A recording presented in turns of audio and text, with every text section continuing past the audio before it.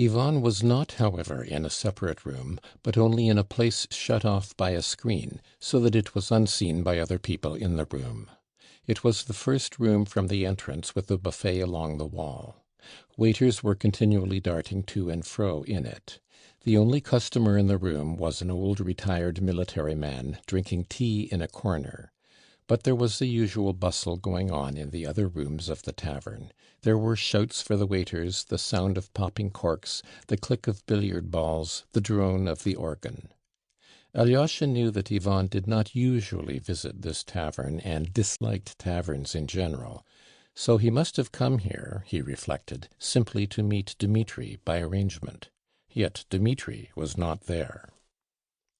"Shall I order you fish, soup, or anything? You don't live on tea alone, I suppose?" cried Ivan, apparently delighted at having got hold of Alyosha. He had finished dinner and was drinking tea. "Let me have soup, and tea afterwards. I am hungry," said Alyosha gaily. "And cherry jam? They have it here. You remember how you used to love cherry jam when you were little." "You remember that. Let me have jam too. I like it still." Ivan rang for the waiter and ordered soup, jam, and tea. "I remember everything, Alyosha. I remember you till you were 11, I was nearly 15. There's such a difference between 15 and 11 that brothers are never companions at those ages. I don't know whether I was fond of you even. When I went away to Moscow for the first few years, I never thought of you at all. Then, when you came to Moscow yourself, we only met once, somewhere, I believe. And now I've been here more than 3 months, and so far we've scarcely said a word to each other. Tomorrow I'm going away, and I was just thinking as I sat here how I could see you to say good-bye, and just then you passed." "Were you very anxious to see me then?" "Very. I want to get to know you once for all, and I want you to know me, and then to say good-bye. I believe it's always best to get to know people just before leaving them. I've noticed how you've been looking at me these 3 months. There has been a continual look of expectation in your eyes, and I can't endure that. That's how it is I've kept away from you. But in the end I have learned to respect you. The little man stands firm, I thought. Though I am laughing, I am serious. You do stand firm, don't you? I like people who are firm like that, whatever it is they stand by, even if they are such little fellows as you. Your expectant eyes ceased to annoy me. I grew fond of them in the end, those expectant eyes. You seem to love me for some reason, Alyosha?" "I do love you, Ivan. Dmitri says of you, Ivan is a tomb. I say of you, Ivan is a riddle. You are a riddle to me even now. But I understand something in you, and I did not understand it till this morning." "What's that?" laughed Ivan. "You won't be angry?" Alyosha laughed too. "Well?"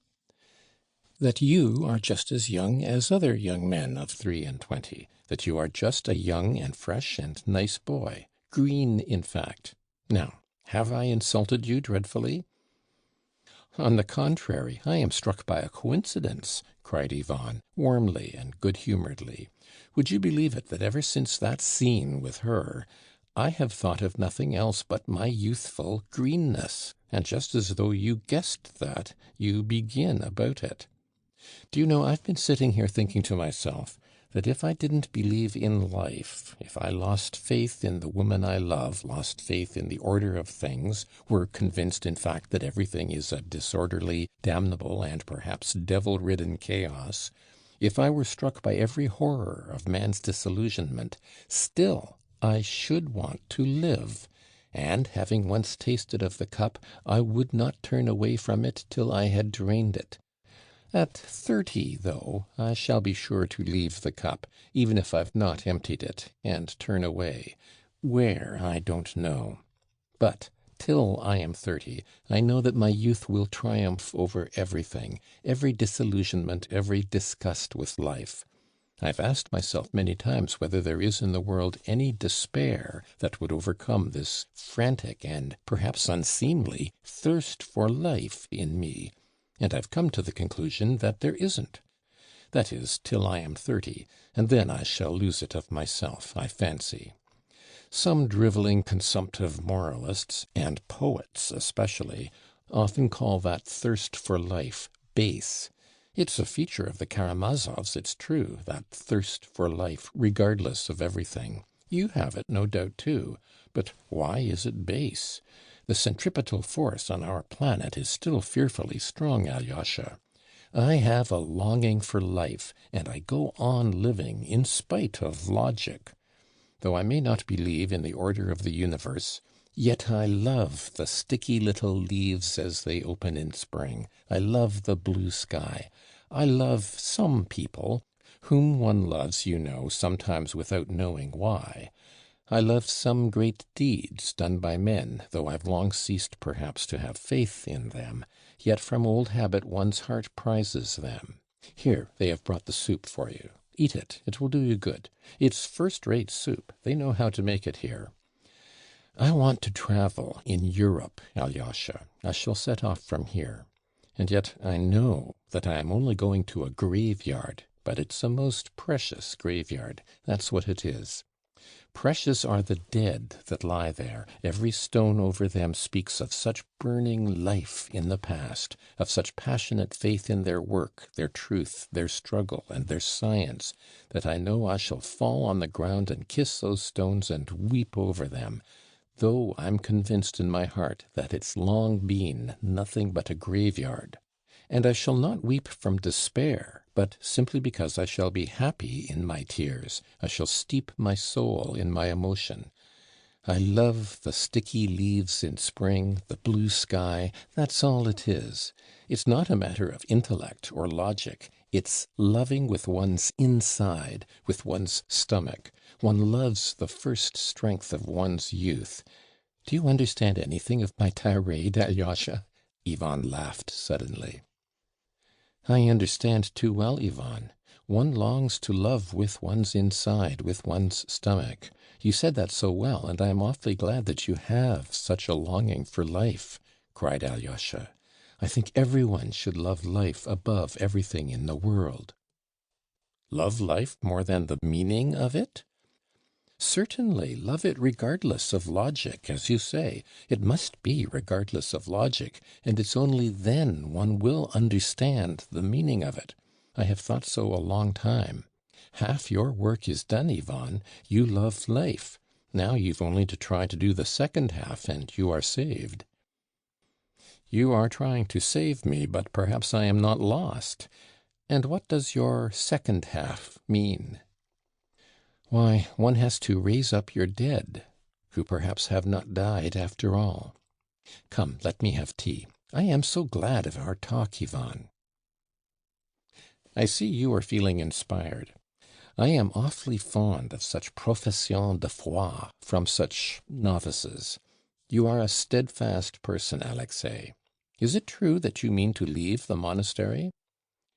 Yes, my elder sends me out into the world. We shall see each other then, in the world. We shall meet before I am 30, when I shall begin to turn aside from the cup.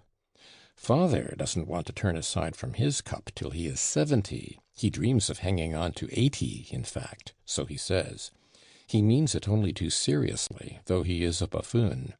He stands on a firm rock, too. He stands on his sensuality, though after we are 30, indeed, there may be nothing else to stand on. But to hang on to 70 is nasty. Better only to 30. One might retain a shadow of nobility by deceiving oneself. Have you seen Dmitri today? No, but I saw Smerdyakov. And Alyosha rapidly, though minutely, described his meeting with Smerdyakov. Ivan began listening anxiously and questioned him. But he begged me not to tell Dmitri that he had told me about him, added Alyosha. Ivan frowned and pondered. Are you frowning on Smerdyakov's account? Asked Alyosha. Yes, on his account. Damn him, I certainly did want to see Dmitri, but now there's no need, said Ivan reluctantly. But are you really going so soon, brother? Yes. What of Dmitri and father? How will it end? Asked Alyosha anxiously. You are always harping upon it. What have I to do with it? Am I my brother Dmitri's keeper?" Ivan snapped irritably, but then he suddenly smiled bitterly. Cain's answer about his murdered brother, wasn't it? Perhaps that's what you're thinking at this moment? Well, damn it all, I can't stay here to be their keeper, can I? I've finished what I had to do, and I am going. Do you imagine that I am jealous of Dmitri, that I've been trying to steal his beautiful Katerina Ivanovna for the last 3 months? Nonsense. I had business of my own. I finished it. I'm going. I finished it just now. You were witness. At Katerina Ivanovna's? Yes, and I've released myself once for all. And after all, what have I to do with Dmitri? Dmitri doesn't come in. I had my own business to settle with Katerina Ivanovna. You know, on the contrary, that Dmitri behaved as though there was an understanding between us. I didn't ask him to do it, but he solemnly handed her over to me and gave us his blessing. It's all too funny. Ah, Alyosha, if you only knew how light my heart is now. Would you believe it? I sat here eating my dinner and was nearly ordering champagne to celebrate my first hour of freedom. Phew. It's been going on nearly 6 months, and all at once I've thrown it off. I could never have guessed, even yesterday, how easy it would be to put an end to it if I wanted. You are speaking of your love, Ivan? Of my love, if you like. I fell in love with the young lady. I worried myself over her, and she worried me. I sat watching over her, and all at once it's collapsed. I spoke this morning with inspiration, but I went away and roared with laughter. Would you believe it? Yes, it's the literal truth. You seem very merry about it now, observed Alyosha, looking into his face, which had suddenly grown brighter. But how could I tell that I didn't care for her a bit? It appears, after all, I didn't. And yet how she attracted me! How attractive she was just now when I made my speech. And do you know, she attracts me awfully, even now. Yet how easy it is to leave her. Do you think I am boasting? No, only perhaps it wasn't love. Alyosha, laughed Ivan, don't make reflections about love. It's unseemly for you. How you rushed into the discussion this morning. I've forgotten to kiss you for it. But how she tormented me. It certainly was sitting by a laceration. Ah, she knew how I loved her. She loved me and not Dmitri, Ivan insisted gaily. Her feeling for Dmitri was simply a self-laceration. All I told her just now was perfectly true, but the worst of it is, it may take her 15 or 20 years to find out that she doesn't care for Dmitri and loves me, whom she torments, and perhaps she may never find it out at all, in spite of her lesson today. Well, it's better so. I can simply go away for good. By the way, how is she now? What happened after I departed? Alyosha told him she had been hysterical, and that she was now, he heard, unconscious and delirious. Isn't Madame Hohlakov laying it on? I think not. I must find out. Nobody dies of hysterics, though. They don't matter. God gave woman hysterics as a relief. I won't go to her at all. Why push myself forward again? But you told her that she had never cared for you. I did that on purpose. Alyosha, shall I call for some champagne? Let us drink to my freedom. Ah, if only you knew how glad I am. No, brother, we had better not drink, said Alyosha suddenly. Besides, I feel somehow depressed. Yes, you've been depressed a long time. I've noticed it. Have you settled to go tomorrow morning, then? Morning? I didn't say I should go in the morning, but perhaps it may be the morning. Would you believe it, I dined here today only to avoid dining with the old man. I loathe him so. I should have left long ago, so far as he is concerned. But why are you so worried about my going away? We've plenty of time before I go, an eternity. If you are going away tomorrow, what do you mean by an eternity? But what does it matter to us? laughed Ivan. "We've time enough for our talk, for what brought us here. Why do you look so surprised? Answer. Why have we met here? To talk of my love for Katerina Ivanovna, of the old man and Dmitri, of foreign travel, of the fatal position of Russia, of the Emperor Napoleon? Is that it?" "No." "Then you know what for. It's different for other people, but we, in our green youth, have to settle the eternal questions first of all. That's what we care about. Young Russia is talking about nothing but the eternal questions now, just when the old folks are all taken up with practical questions. Why have you been looking at me in expectation for the last 3 months? To ask me, what do you believe, or don't you believe at all? That's what your eyes have been meaning for these 3 months, haven't they?" "Perhaps so," smiled Alyosha. "You're not laughing at me now, Ivan?" "Me laughing? I don't want to wound my little brother who has been watching me with such expectation for 3 months. Alyosha, look straight at me. Of course I am just such a little boy as you are, only not a novice. And what have Russian boys been doing up till now, some of them, I mean? In this stinking tavern, for instance, here, they meet and sit down in a corner. They've never met in their lives before, and when they go out of the tavern, they won't meet again for 40 years.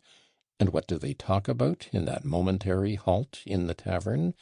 Of the eternal questions, of the existence of God and immortality.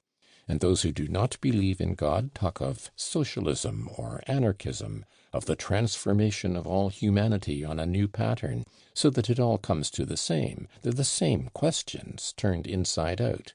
And masses of the most original Russian boys do nothing but talk of the eternal questions. Isn't it so?" "Yes, for real Russians the questions of God's existence and of immortality, or, as you say, the same questions turned inside out, come first and foremost, of course, and so they should," said Alyosha, still watching his brother with the same gentle and inquiring smile. "Well, Alyosha, it's sometimes very unwise to be a Russian at all, but anything stupider than the way Russian boys spend their time one can hardly imagine. But there's one Russian boy called Alyosha I am awfully fond of." "How nicely you put that in!" Alyosha laughed suddenly. "Well, tell me where to begin. Give your orders. The existence of God, eh?" "Begin where you like. You declared yesterday at father's that there was no God." Alyosha looked searchingly at his brother. "I said that yesterday at dinner on purpose to tease you, and I saw your eyes glow. But now I've no objection to discussing with you, and I say so very seriously. I want to be friends with you, Alyosha, for I have no friends and want to try it. Well, only fancy. Perhaps I too accept God," laughed Ivan. "That's a surprise for you, isn't it?" "Yes, of course, if you are not joking now." "Joking? I was told at the elders yesterday that I was joking. You know, dear boy, there was an old sinner in the 18th century who declared that, if there were no God, he would have to be invented.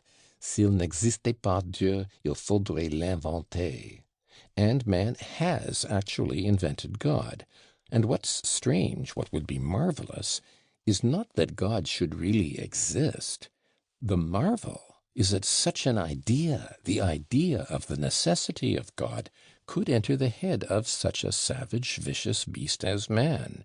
So holy it is, so touching, so wise, and so great a credit it does to man. As for me, I've long resolved not to think whether man created God or God man, and I won't go through all the axioms laid down by Russian boys on that subject, all derived from European hypotheses, for what's a hypothesis there is an axiom with the Russian boy, and not only with the boys, but with their teachers too, for our Russian professors are often just the same boys themselves. And so I omit all the hypotheses. For what are we aiming at now? I am trying to explain as quickly as possible my essential nature. That is, what manner of man I am, what I believe in, and for what I hope. That's it, isn't it? And therefore I tell you that I accept God simply. But you must note this. If God exists, and if he really did create the world, then, as we all know, he created it according to the geometry of Euclid and the human mind, with the conception of only 3 dimensions in space. Yet there have been, and still are, geometricians and philosophers, and even some of the most distinguished, who doubt whether the whole universe, or to speak more widely, the whole of being, was only created in Euclid's geometry. They even dare to dream that 2 parallel lines, which according to Euclid can never meet on Earth, may meet somewhere in infinity.